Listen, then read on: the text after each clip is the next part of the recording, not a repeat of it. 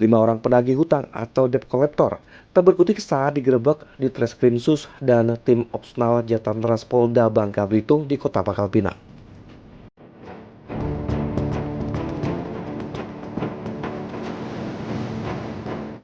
Kelima pelaku masing-masing berasal dari Jakarta Barat, Maluku Tengah, dan Kota Kupang, Nusa Tenggara Timur.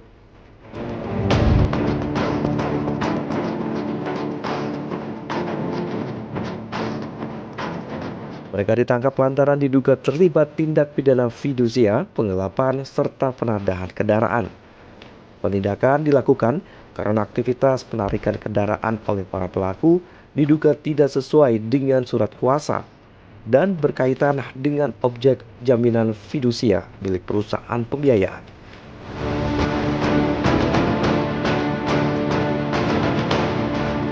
Dari hasil penyelidikan polisi, kendaraan yang ditarik dari para debitur tidak diserahkan kepada pihak finance selaku penerima fidusia. Namun kendaraan tersebut justru disimpan dan disembunyikan oleh para pelaku.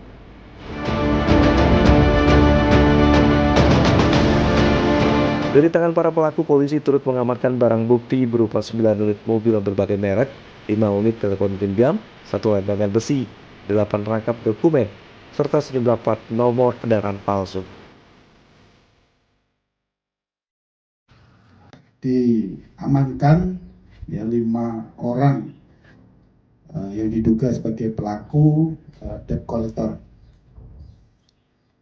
Adapun kronologis pengungkapan, ya, pada hari Selasa tanggal 12 Mei 2025 sekitar pukul 16.30 waktu Indonesia Barat, anggota Subdit 2 Fismodep di Treskrimsus Polda Kepulauan Bangka Belitung melakukan penindakan gabungan bersama dengan anggota Opsnal Subdit 3 Jatantras di Treskrimum terkait kegiatan debt collector yang melakukan penarikan objek jaminan fidusia yang mana tidak sesuai dengan surat kuasa serta objek jaminan fidusia milik perusahaan finance dengan modus menarik unit dari penerima pengalihan kemudian disimpan dan disembunyikan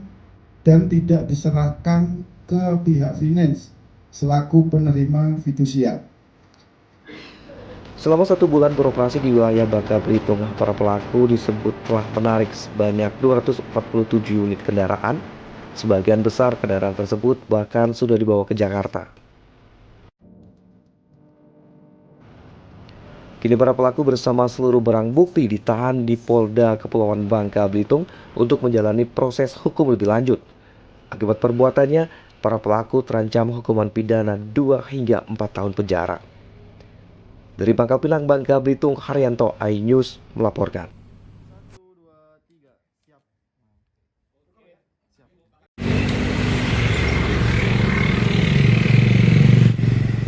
Menghadapi musim kemarau, debit air di Kecamatan Mentok, Kabupaten Bangka Barat mulai mengalami penurunan. Penurunan debit air tersebut terjadi akibat berkurangnya intensitas curah hujan dalam beberapa pekan terakhir.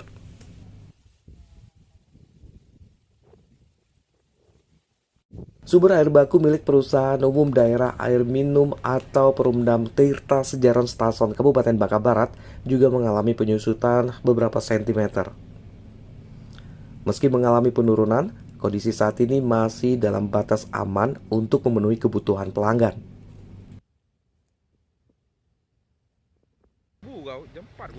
Direktur Perumdam Tirta Sejiran Setason Bangka Barat, Harpandi, memastikan ketersediaan air bersih bagi masyarakat masih mencukupi hingga 7 bulan ke depan. Pihaknya juga terus melakukan pemantauan terhadap kondisi sumber air baku selama musim kemarau berlangsung. Jadi kalau untuk sumber air baku kita sekarang itu masih cukup mencukupi. Untuk dari 6.075 pelanggan lah ya, kita masih tetap bisa mencukupi kebutuhan dari semua pelanggan. Terus lagi kawan-kawan tim kita juga di lapangan juga sudah sangat proaktif lah untuk masalah pipanisasi yang ada di tiap kecamatan. Itu ada 4 kecamatan yang memang menjadi skala prioritas PDAM Tirta Sujiran Setason ini kan.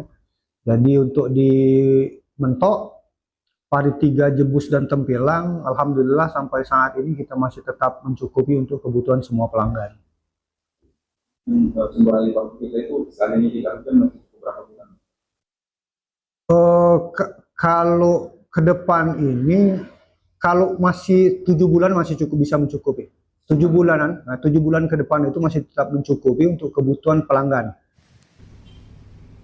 Meskipun cadangan air diperkirakan masih mencukupi selama musim kemarau, Harpandi menghimbau masyarakat untuk lebih bijak dalam menggunakan air bersih. Hal ini dilakukan agar pasokan air tetap stabil dan dapat dinikmati seluruh pelanggan hingga musim kemarau berakhir.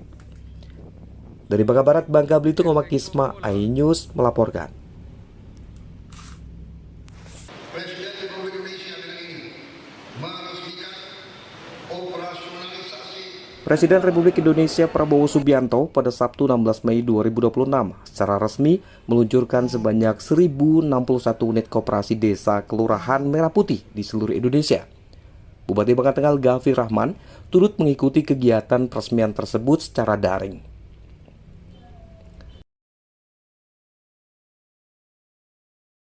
Dalam kesempatan itu, Al-Ghafri mengungkapkan hampir seluruh desa dan kelurahan di Bangka Tengah telah memiliki koperasi desa kelurahan Merah Putih atau KDKMP.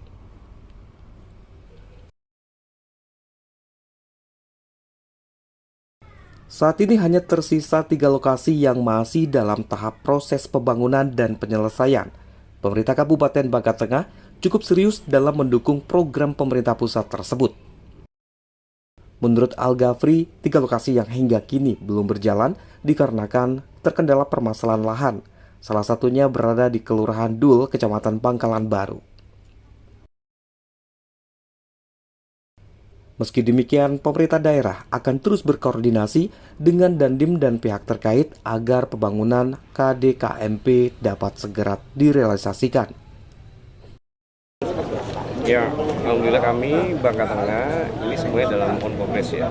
Jadi belum, tetapi ada 7 yang sudah hampir menyelesaikan. Tapi yang lainnya memang on progress. Tapi memang ada 3 desa yang sampai hari ini kami masih menyelesaikan persoalan tanah. Ada 3 desa. Jadi insya Allah kami berharap 3 desa juga sudah CNC berkaitan dengan tanahnya sehingga semuanya bisa. Program Koperasi Merah Putih diharapkan mampu menjadi wadah pemberdayaan ekonomi masyarakat serta meningkatkan kesejahteraan warga di Bangka Tengah, Bangka Belitung maupun Indonesia secara umum. Dari Bangka Tengah, Bangka Belitung, Rahmat Kurniawan, iNews melaporkan.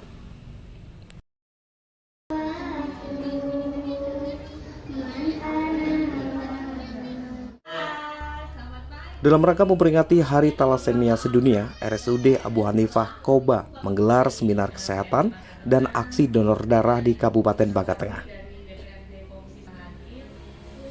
Puluhan anak penderita talasemia hadir bersama orang tua mereka dalam kegiatan seminar kesehatan yang digelar di RSUD Abu Hanifah Koba.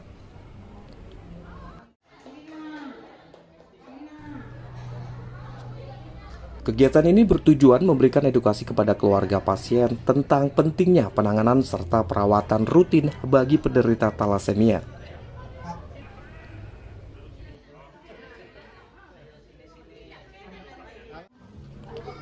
Ketersediaan stok darah menjadi kebutuhan yang sangat penting bagi para pasien, mengingat penderita talasemia harus menjalani transfusi darah secara berkala sepanjang hidup.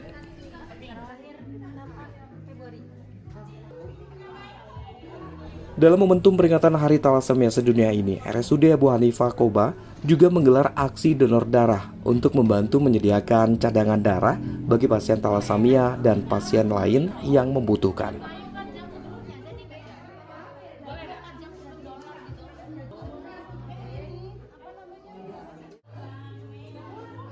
Tingginya kebutuhan darah bagi pasien talasemia menjadi alasan pentingnya kepedulian masyarakat untuk rutin melakukan donor darah. Jadi dalam rangka Hari Thalassemia Internasional ini kami mengadakan pertemuan dan silaturahmi dengan pasien thalassemia dan keluarganya. Kemudian mengadakan donor darah, karena kita ketahui salah satu pengobatan pasien thalassemia adalah transfusi darah, dan kita meminta masyarakat untuk bisa mendonasikan darahnya di momen ini. Jadi yang diperlukan pada pasien thalassemia untuk penata laksanaan thalassemia adalah pencegahan lahirnya anak-anak dengan thalassemia mayor. Karena biaya pengobatan anak dengan thalassemia mayor itu cukup besar, sekitar 300 juta.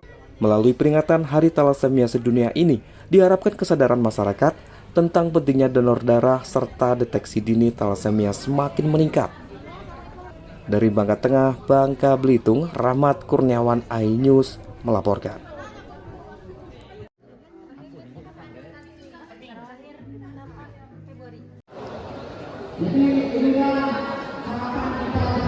Menjelang perhelatan Akbar Pekan Olahraga Provinsi atau Porprov Kepulauan Bangka Belitung tahun 2026 di Kota Pangkal Pinang. Puluhan pesilat muda di Kabupaten Bangka Tengah mengikuti seleksi yang digelar Ikatan Pencaksilat Indonesia atau IPSI Bangka Tengah.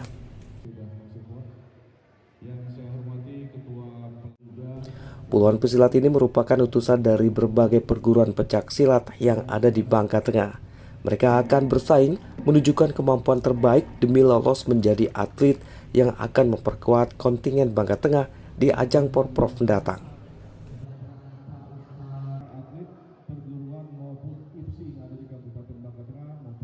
Dalam seleksi ini, para pesilat akan bertanding di 6 kelas yang akan dipertandingkan pada ajang Porprov Bubble 2026.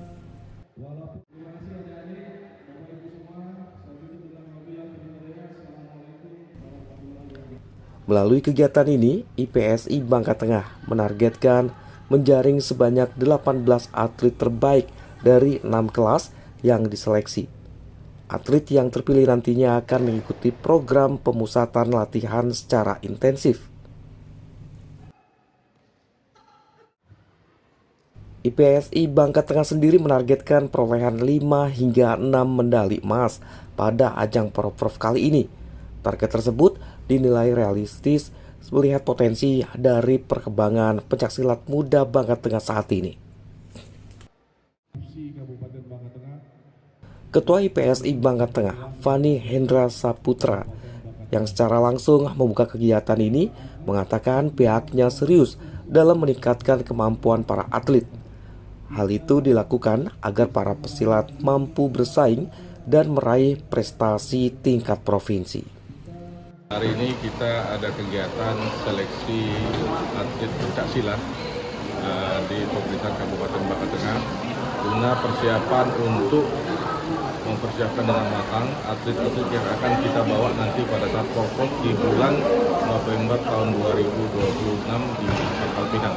Ya, kalau berdasarkan data yang kami dapatkan, sementara saat ini yang mengikuti adalah kurang lebih ada 38 atlet, di mana ada beberapa kategori ada 6 kategori yang sudah kita persiapkan, yang sudah kita koordinasikan komunikasi dengan KONI untuk dapat nanti menyeleksi atlet yang betul-betul sudah siap dan mantap untuk pertandingan nanti. Misalkan nanti sudah terpilih atlet yang akan diikutsertakan, apakah ada pemusatan latihan nanti, Pak? Ya, baik. Itu salah satu tujuannya. Nanti setelah terdapat kita mendapatkan beberapa atlet yang terpilih, nanti akan ada pembinaan khusus untuk atlet yang kita harus jaga, yaitu dari segi fisik, kesehatan maupun mental mereka, dan mudah-mudahan kami juga sudah komunikasi dengan kawan-kawan pelatih.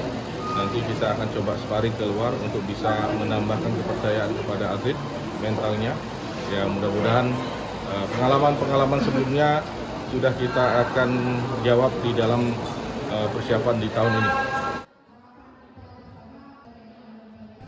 Dengan berbagai upaya pembinaan yang dilakukan, para pesilat muda Bangka Tengah diharapkan dapat terus menorehkan prestasi baik di tingkat kabupaten, provinsi hingga nasional.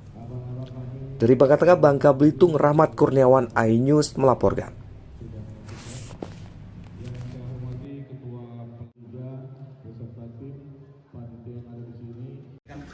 Ini ini sapi lama.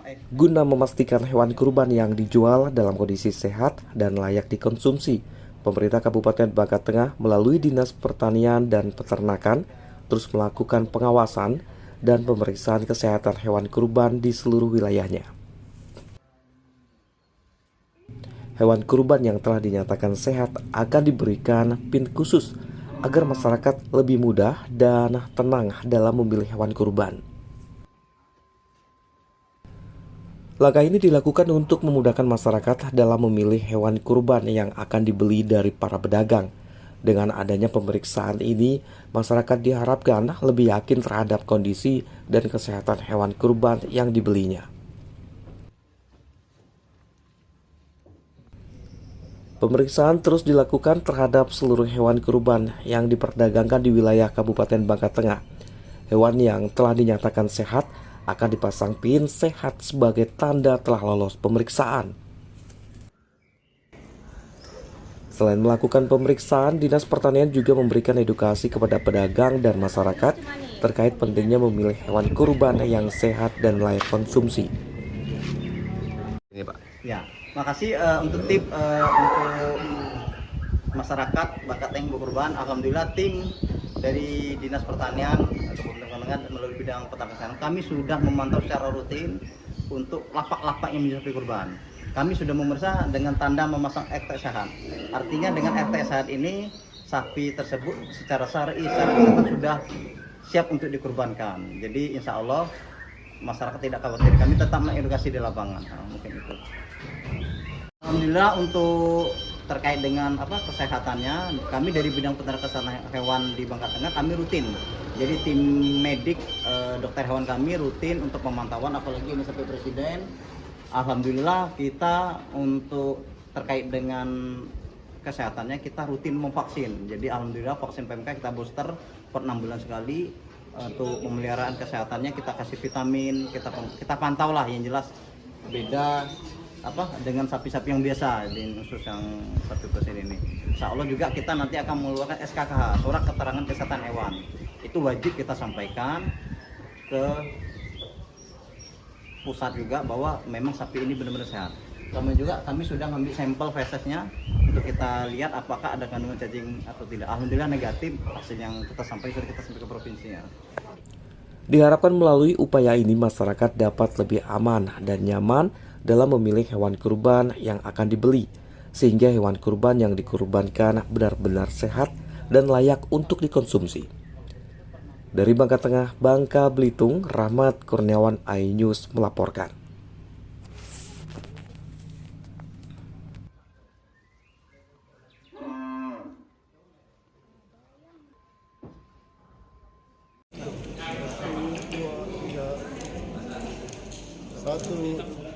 Bupati Bangka Tengah Al-Ghafir Rahman selaku pemerintah Bangka Tengah secara langsung menyampaikan rancangan peraturan daerah atau Raperda revisi RT RW Bangka Tengah tahun 2026 hingga tahun 2046 ke DPRD Bangka Tengah pada Senin 18 Mei 2026.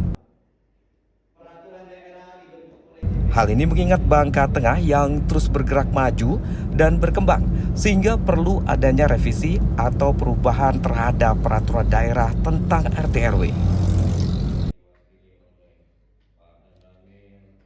Bupati Bangka Tengah Al-Ghafir Rahman mengungkapkan jika Perda RT RW Bangka Tengah terakhir pada tahun 2019.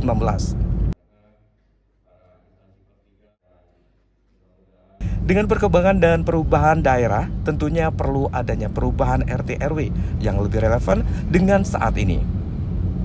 Oleh karena itu, pihaknya ingin mengajak berbagai pihak.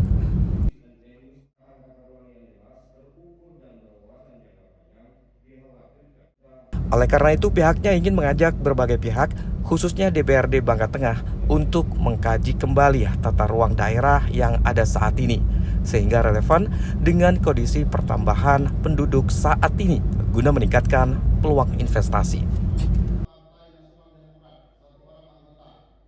Selain itu juga penataan tata ruang yang lebih baik sehingga dapat bermanfaat bagi masyarakat, termasuk dalam pembenahan ekologi di Bangka Tengah. Alhamdulillah, jadi sekian tahun perjalanan sudah RT RW kita itu terakhir di 2019 ya. Maka inisiasi dari teman-teman dalam hal ini teman-teman ATR kami ya, PUPR pengen kita mengkaji kembali keberadaan ruang di Kabupaten Bangka Tengah ini supaya bisa menyesuaikan dengan kondisi. Tadi saya sebutkan jumlah penduduk, ya, terus investasi, kemudian pemanfaatan ruangnya, itu juga harus kita menyesuaikan dengan kondisi. Maka harus ada kebijakan yang mempayungi dalam rangka pemanfaatan ruang ini. Maka kalau di daerah ya Perda yang bisa memayungi ini semua. Nah, nanti kita bahas sama-sama ya, kan di sini ada. Tapi pada prinsipnya Perda ini sudah melalui kajian bersama. Pertama, kita sudah harmonisasi dengan teman-teman Kanwil, kemudian kita juga udah linsek ya, lintas sektor, kemudian kita juga udah koordinasi dengan teman-teman Kementerian ATR. Bahkan di dalam pelaksanaan itu tentu kita juga mengajak teman-teman DPRD untuk mendengarkan bersama. Sementara itu, Ketua DPRD Bangka Tengah Batianus mengungkapkan jika pihaknya saat ini telah membentuk pansus untuk mengkaji hal ini. Tentunya pihaknya ingin secepat mungkin dapat diselesaikan demi kesejahteraan masyarakat. Jadi kami DPRD tadi bersama pemerintah daerah sudah menyampaikan Raperda tentang revisi RT RW sebetulnya ini tahun 2019, jadi sekarang 2026 sekitar 7-8 tahun, makanya kita melakukan revisi.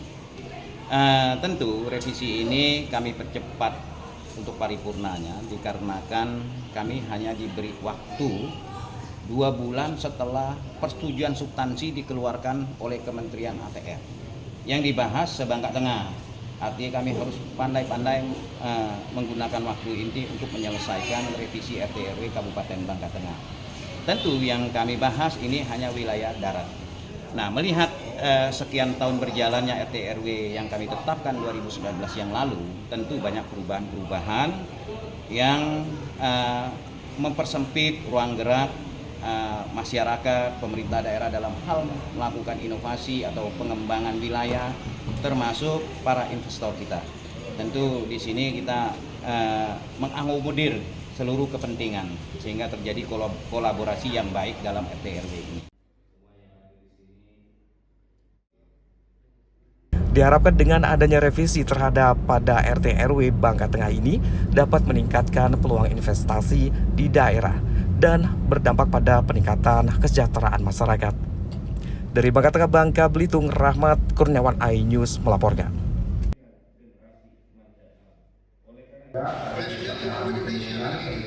Meski inflasi di Kabupaten Bangka Tengah secara umum masih terkendali, pemerintah daerah tetap mewaspadai sejumlah komoditi yang kerap terjadi penyumbang inflasi.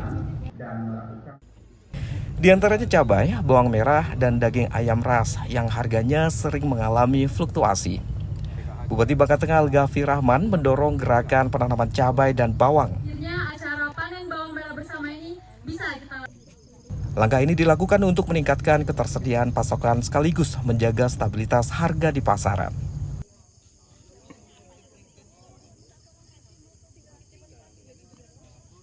Program gerakan tanam tersebut juga menjadi bagian dari upaya memperkuat ketahanan pangan daerah agar masyarakat tidak terlalu bergantung pada pasokan dari luar daerah. Pemerintah Kabupaten Bangka Tengah berharap keterlibatan petani dan masyarakat dalam program ini dapat membantu menekan angka inflasi sekaligus meningkatkan kesejahteraan petani lokal.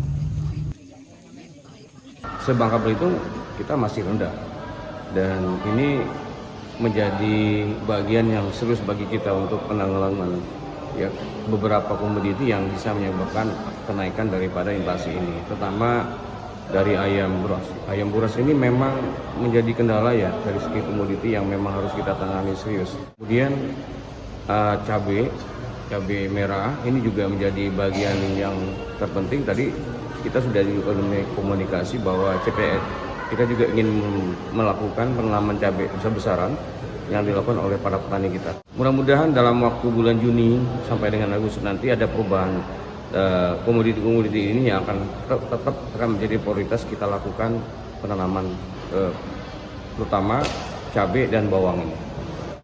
PMK Bangka Tengah optimis melalui kolaborasi antara pemerintah dan petani, stabilitas harga pangan dapat terus terjaga dan inflasi daerah tetap terkendali. Dari Bangka Tengah, Bangka Belitung, Rahmat Kurniawan, iNews melaporkan.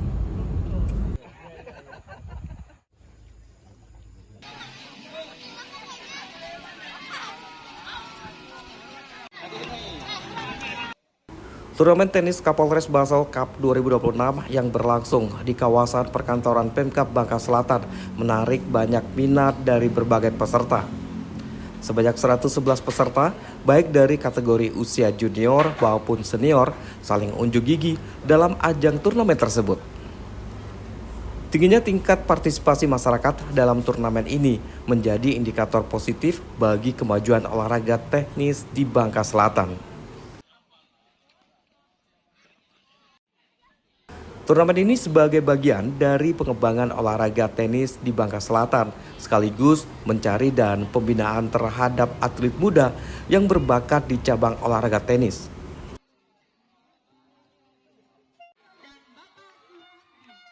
Turnamen ini ditargetkan bukan hanya sekedar ajang kompetisi untuk meraih prestasi semata, melainkan mampu memperkuat pembinaan olahraga tenis lapangan yang berkelanjutan. Kegiatan olahraga ini menciptakan satu ajang untuk mencetak bibit-bibit unggul, dan kita lihat sekali antusias dari para peserta, anak-anak sungguh luar biasa. KONI. Nah, kemudian kita ada Dinas Pariwisata Pemuda Olahraga. Di situ kita bisa menitipkan anak-anak ini untuk diberikan pelatihan-pelatihan. Kali melihat anak-anak bertalenta sekali, bukan hanya dari Pangkal Pinang, tetapi banyak hari ini yang juaranya dari Tobali. Makanya hari ini kalau kita sudah melihat potensi-potensi anak, kita peran pemerintah daerah harus memberikan pelatihan, pembimbingan supaya mereka ini tidak stuck sampai di sini. Debbie berharap kegiatan ini dapat dilaksanakan secara terus-menerus agar di masa mendatang para atlet dapat memiliki wadah dalam mengasah kemampuannya untuk bertanding di tingkat nasional maupun internasional. Dari Bangka Selatan, Bangka Belitung, Wiwin Susino, iNews melaporkan.